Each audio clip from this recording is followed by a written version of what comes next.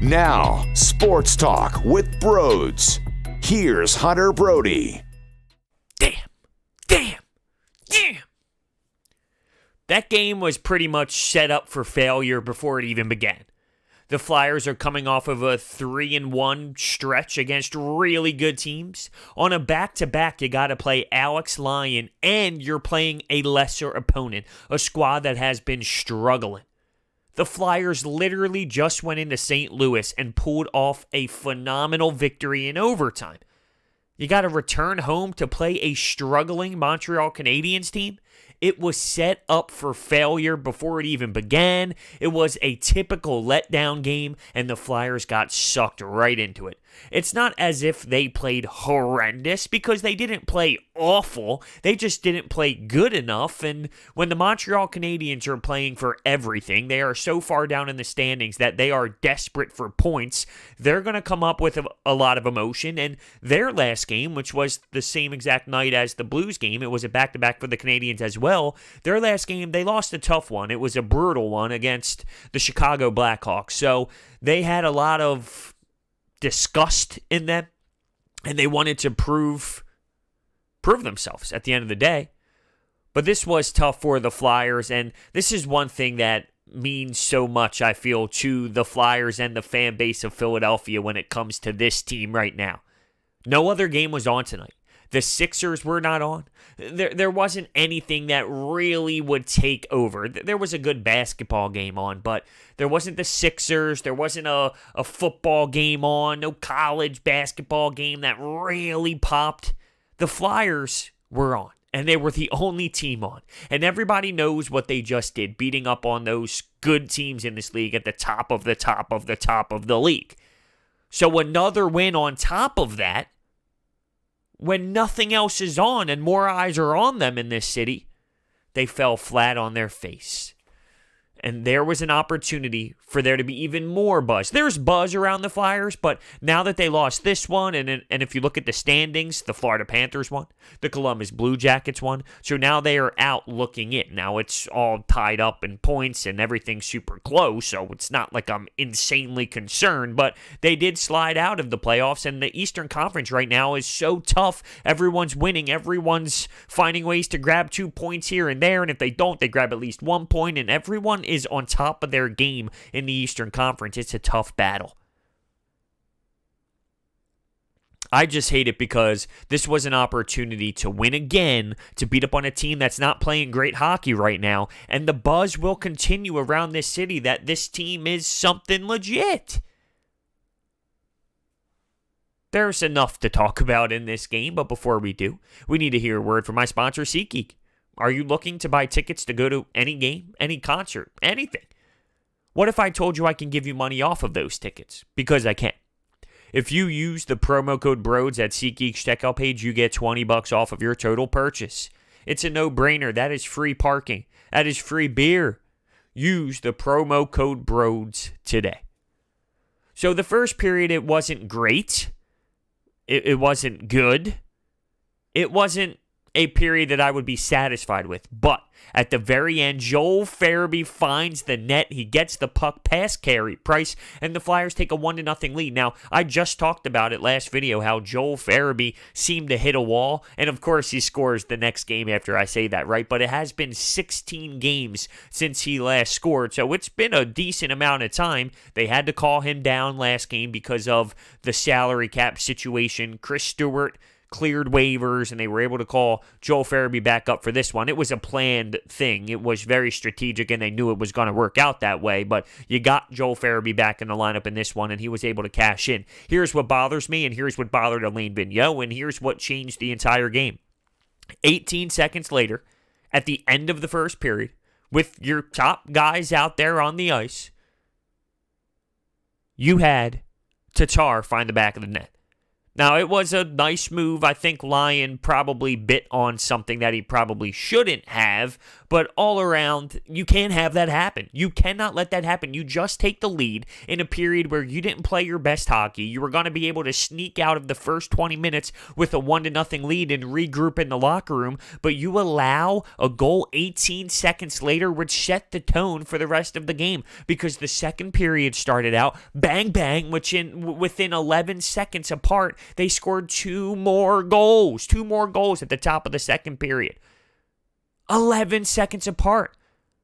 So within about 3 minutes, the Habs scored 3 goals. Now, it wasn't all on Lyon. I didn't think he played great, but it wasn't all on Lyon. Some defensive miscues. In that third goal, you had Ivan Provorov not get his stick on the guy driving the net. That can't happen. That's unacceptable. Special teams. It was a problem. 0-4 on the power play. This power play is awful.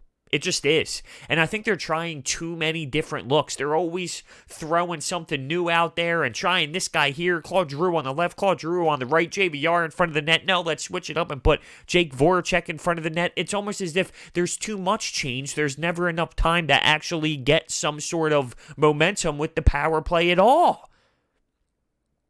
But that was killer. That was absolutely killer. Carey Price was really solid in this one. The Flyers did pump 40 shots on him. Nothing spectacular. It wasn't as if Carey Price was diving all around making these elite saves, but that's what great goaltenders do in this league when they're at the best of their game. They just make everything look easy. Everything was smooth. Everything was solid for the most part, and he had all the answers for the Flyers except for that Joel Farabee goal. But here's the thing. When you go to the third period and you look at a team that's trying to bounce back and trying to fight their way back into this game and claw back into it, you can't allow the Canadiens to have 17 shots on net. That third period, they had 17 shots on net, and the Flyers were never able to get going. Kolvachuk ends up scoring in the third to essentially put it away, and he had 2 goals.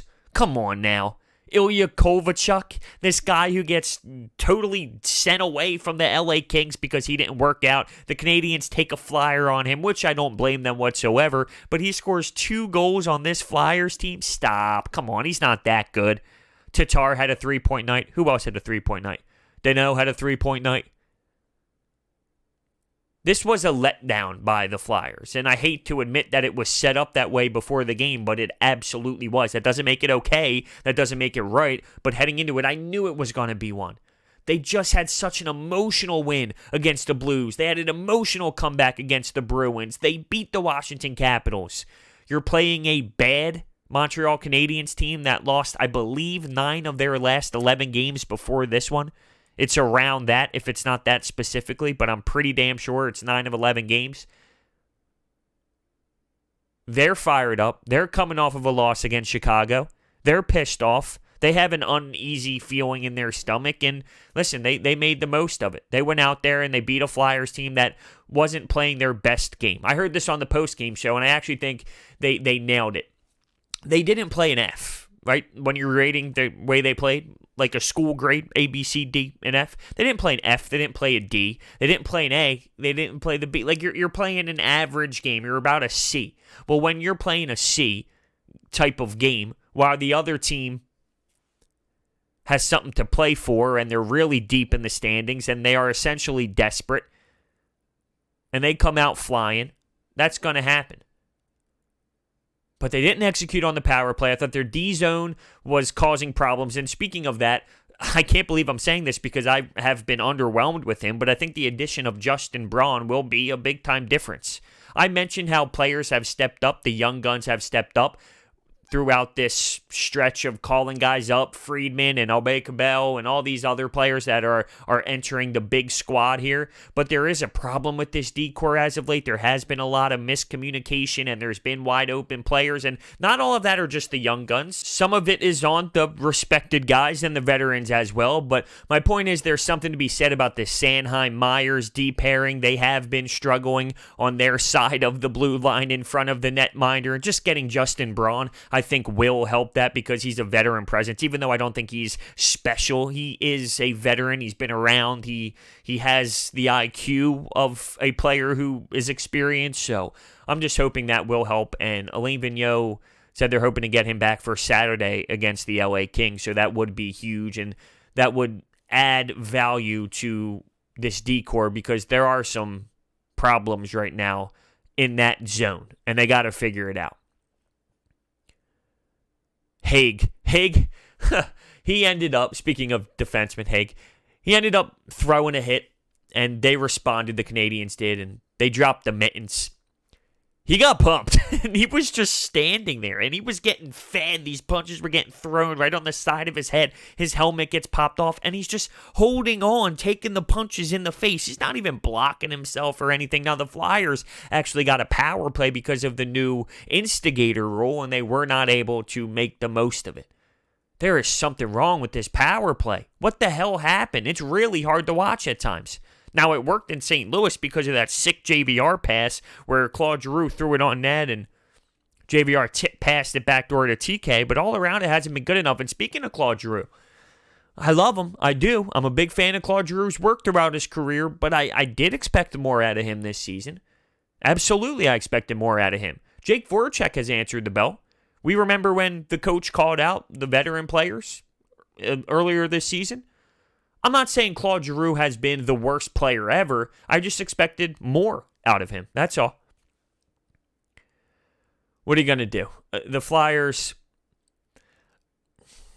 they are a team that will have these type of losses.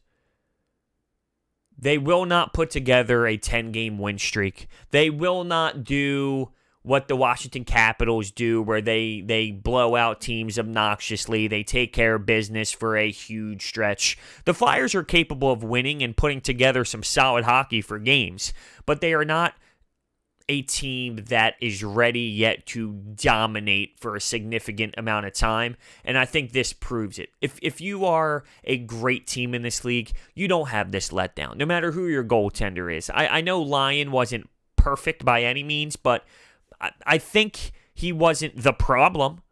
When you allow 3 goals within 3 minutes or so, and one's at the bottom of a period as soon as you take a 1-0 lead, and the other 2 are about 2 minutes into the second and 11 seconds apart, there's a miscommunication and problems with what's going on in front of him as well. It's an easy blame to go to Lyon, and once again, I don't think he played perfect, but there are problems in front of him that led to those goals occurring, and that just can't happen. It cannot happen. There were mental errors with the guy going hard to the net. I forget who scored that second goal for the Canadiens, or that was actually the third goal. Was that the third goal? Yeah, it was. It was the third goal because Kolvachuk scored the second and the fourth. He was going hard to the net. Ivan Provorov couldn't get his stick on. You got to lift his stick. You can't let him redirect the puck going to the net. It's just irritating. It really is. But what are you going to do? They have a chance to bounce back. They have a chance to bounce back against the Kings and on their home ice. This is weird. You normally don't see them come out flat. You don't see them come out weak on their home ice against any opponent, realistically, right? Not this season. And you even heard the boos. The boos came raining down. Boo! Boos! At the end of the game. And I was surprised because it's not like this team has been terrible by any means. They've actually, I feel like, well, I guess I can say this is what I've expected. I expected that last wild card type of spot. So this is what I've expected, but it's been more pleasant to the eye against the better teams in this league, I guess. But to boo, that's a harsh boo. I can understand being upset with the effort in this one, and I guess it's not a bad thing. You hold them accountable, right? We expect them to beat the Canadiens on their home ice after what they did in the last 4 games. So yes, you hold them accountable. But it did seem a little harsh. Maybe I'm being soft. I don't know. I'll tell you who else was not happy. Alain Vigneault. In the postgame, when he was getting asked questions by the media, he said, I'll tell you what that was, and it starts with a B. He was talking about, you know what, he was not happy. He didn't actually curse, but he said, listen, it starts with a B, and that's what this game was. So he was not happy with the way the team went out there and played because it was a letdown, and he knew, kind of like what I talked about in terms of the fan base seeing this and understanding if they won this game, it would add value to what they did so far over the last 4 games, that he knew that there was an opportunity there for the Flyers to really make a statement and string together, add another victory on top of what they already did. It was just a missed opportunity. And I know that he knows the standings are so damn close. I can't stress it enough. You cannot allow the Blue Jackets to keep winning consistently. You can't allow the Florida Panthers to continue to win. Now, the Blue Jackets beat the Hurricanes, so that helped, but the Hurricanes are in the mix as well. This team can't fall behind. They can't. They need to keep pace with all the other teams, and the issue is all the other teams are winning games, and they're not stopping to win games, and it's so frustrating. I look every night. I look at the NHL scores. Come on. Win. Every team we need to lose wins. Why is that? Why does it always work out that way? I can't believe it. So this team needs to come together. It's not the sky is falling because they didn't come prepared to compete as hard as the Habs, let's say. The world isn't going to blow up because of this. They strap up their skates the next game on Saturday. They take care of business. It's a little bit easier to swallow this one. They should take care of business. The Kings are no special team. They should be able to work harder than them, compete harder than them, and win the hockey game. They can't overlook their opponent. They can't say, oh, this is just the LA Kings. We'll be all right. Don't worry about it. Let's just go out there, start moving the puck. Everything will be fine. Absolutely not. They got to take control. They got to be the ones to get on the forecheck, to throw the body around, to execute on the power play, to kill penalties off. See, here's the thing, too. They're taking way too many penalties. I know we are praising their PK as of late, but they're in the box too much at the same time. You have to stop with taking so many penalties. It's killer. And one last thing before I end this. Sean Couturier, I'll tell you what. Anyone he plays with, they become way better. It's crazy what this guy does. You play with Sean Couturier and your numbers start going. It's unbelievable. He's that type of player, and I feel like he's getting flown under the radar. He is so great. He is so skilled. And he's so smart. And his two-way game is crazy good. I feel as if Sean Couturier doesn't get enough recognition throughout the league. I know a couple years ago he was nominated for a big-time trophy at the end of the season. He did not win it, but he was nominated. He is so unique and so skilled. He makes players around him better. And that's what the really successful players in this league do. That's what they do. That doesn't mean the guys around them who benefit off of him are not good and I could be plugged next to him and score goals. No, the other players have to be good as well. But what he does to help his teammates on the line with him, it's a beautiful watch. And Alain Vigneault has been stressing that lately. Most complete player. And he's so young. He is so young. It's beautiful. So, with that being said, let's end it here. Thank you so much for watching. Hit that thumbs up button and subscribe. Comment down below your thoughts and opinions, and I will see you next time.